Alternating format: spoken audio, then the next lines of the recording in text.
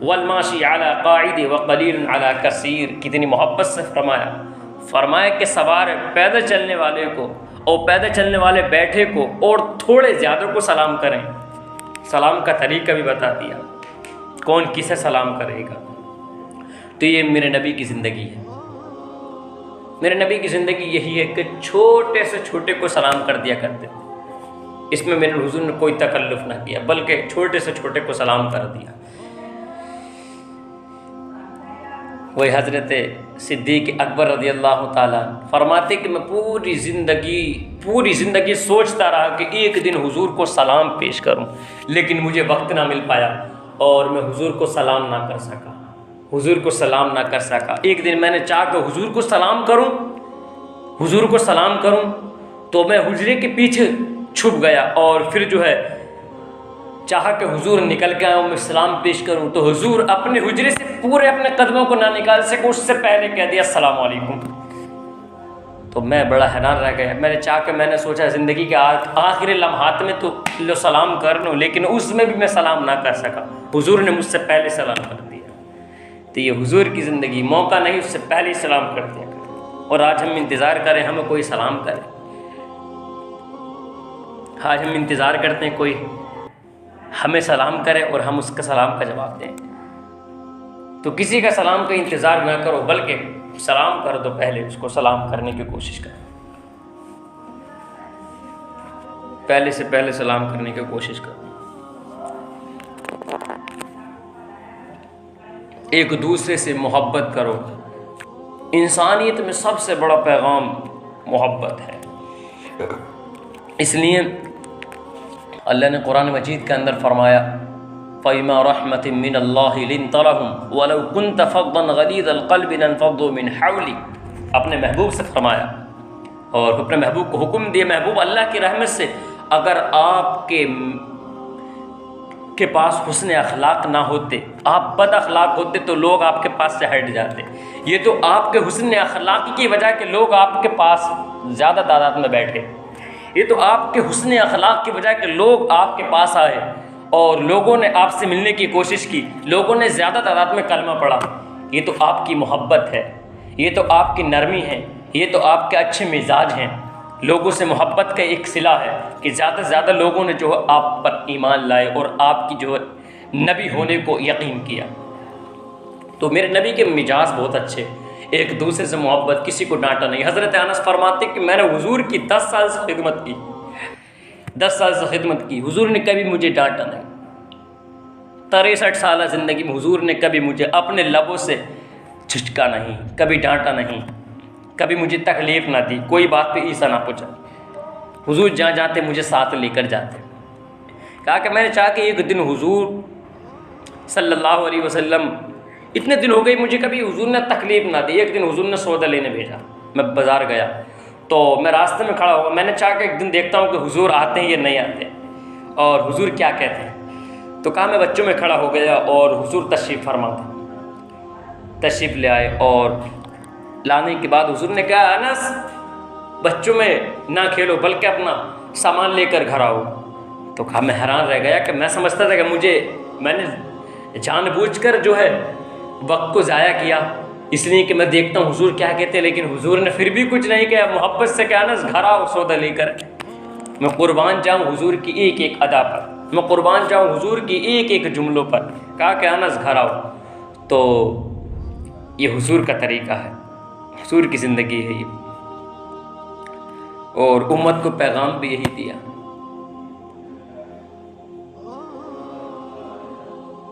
ये हुजूर की, हमें इस पर अमल करने की तौफीक अता फरमाए। आज हमारे हालात बहुत ज़्यादा ख़राब हैं, इसलिए ख़राब है आज हम एक दूसरे पर तोहमत लगाने में देर नहीं करते, और तोहमत भी ऐसे लगा देते हैं कि लोग पिघलते रह जाते, तड़पते रह जाते हैं। एक जुमला कह दिया चंद लोगों के सामने, जिसे कहा वो 2-2 महीने तड़प रहा है, 2-2 महीने बेकरार है, कहने वालों ने कह दिया। तो ऐसे अपनी ज़ुबान को ना खोलो जिससे किसी को तकलीफ़ पहुँचे, अपनी ज़ुबान से ऐसी कलिमात ना निकालो जिससे लोगों को ईज़ा पहुँचे, लोगों के दिल चाक हो जाएं, और जब वो दुनिया से तुम रुखसत हो जाओ और लोग तुम्हें याद करें तो लोगों को ये बात याद आए कि फ़लाँ ने, गुज़रने वाले ने मुझे इस कलिमात से पुकारा, चंद लोगों के सामने मुझे रुस्वा किया, आज मेरी ज़िंदगी ये है। चंद लोगों के साथ मुझे रुस्वा किया और अपने ज़ख्मों को ताज़ी किया। तो तुम चाहते हो कि तुम्हें कब्र में आसानियत हो जाए, या हम चाहें किसी का दिल तोड़ कर हमें कब्र में आसानियत हो जाए? हरगिज़ नहीं हो सकती। इसलिए कि मखलूक खुदा के तकलीफ़ के बाइस बने। ज़िंदगी है, किसी के तकलीफ़ के बाइस ना बनो, मखलूक खुदा की परेशानी के बाइस ना बनो, बल्कि मखलूक खुदा की गम बांटने के बाइस और सबब बन जाओ कि उनके गम बांट लें, उनकी परेशानी तो उनके जो है परेशानियों को दूर करने की कोशिश करें। वला तावनु अलल बिर्रि वत्तक़वा वला तावनु अलल इस्मि वल उद्वान।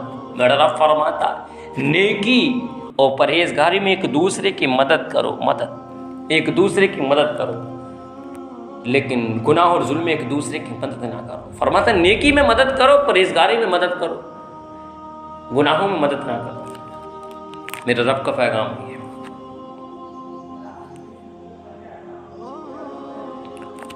तो ऐसी बात कहने से अपने आप को रोको कि जिससे लोगों के दिल टूट जाएं, जिससे लोगों के दिल चाक हो जाएं और लोग पिघलते रह जाएं, तड़पते रह जाएं। ज़िंदगी ऐसी बनाओ गुजरने के बाद भी लोग याद रखें। ज़िंदगी ऐसी बनाओ गुजरने के बाद भी लोग याद रखें कि ये गुजरने वाला गुजर गया, लेकिन इसके कलाम बहुत अच्छे थे, इसकी बात बहुत अच्छी थी, कभी लोगों को गाली नहीं देता, लोगों से झगड़ता नहीं, लोगों से बदजुबानी से पेश नहीं आता, बल्कि लोगों को माफ़ कर देता।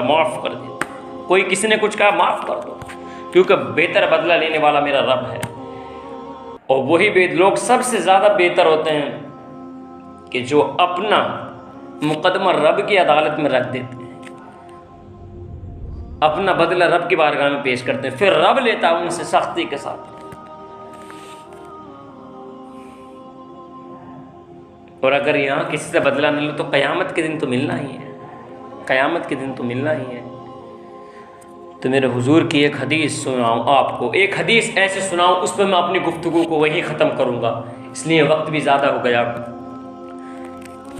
आक़ा करीम सल्लल्लाहु अलैहि वसल्लम ने अपने सहाबा से कहा कि मुझे 2 चीज़ों की ज़मानत दो, 2 चीज़ों की ज़मानत दो, मैं तुम्हें जन्नत की ज़मानत देता हूँ। हुजूर ने फरमाया, पहली चीज़ अपनी ज़ुबान की, दूसरी चीज़ अपनी शर्मगाह की। तो हुआ फरमान कि तुम अपने जबड़ों के दरमियान जो ज़ुबान है उसकी ज़ामिन मुझे बनाओ, और जो 2 टांगों के दरमियान शर्मगाह हैं उनकी जो ज़ामिन मुझे बनाओ। फरमाया कि बेहया ना बनो, अपने शर्मगाहों को ढको, अपनी हिफाजत करो शर्मगाहों की। दूसरी फरमाया कि अपनी ज़ुबान की हिफाजत करो, इसका ज़ामिन मुझे बनाओ।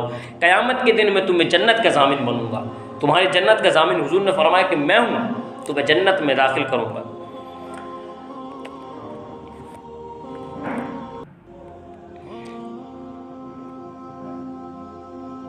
तो फिर लोगों को तकलीफ़ ना दो, लोगों को ईज़ा ना पहुँचाओ। अगर किसी को ईज़ा पहुँचा चुके हो और इससे आपके दिल में अल्लाह उसके रसूल के फरमान से आपके दिल के अंदर कोई शमा रोशन हो गई कि अब किसी का हमने दिल दुखाया, तो उससे माफ़ी मांग लेना। अभी नमाज के बाद उससे जो माफ़ी मांग लेना ज़रूर, और उसे राज़ी कर लेना, चाहे वो कैसे भी राज़ी हो जाए। और ये ना सोचना कि हम इसे राज़ी करेंगे तो हमारी शान घटेगी। हुजूर ने फरमाया कि तुम माफ़ी मांगने से अगर तुम्हारी इज़्ज़त घटती तो क़यामत के दिन मुझसे ले लेना।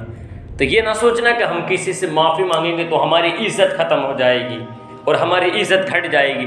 फरमाया कि हमारी इज़्ज़त बढ़ जाएगी। हुजूर ने वादा किया कि माफ़ी मांगने की वाले की इज़्ज़त बढ़ जाती है।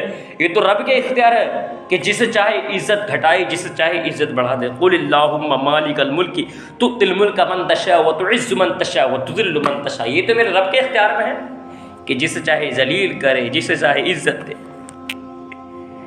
तो फिर माफ़ी मांग लो, एक दूसरे से माफ़ी मांग के सोचो कि हमें अल्लाह इज़्ज़त देगा, और एक दूसरे को माफ़ करके सोच लो हमें अल्लाह इज़्ज़त देगा।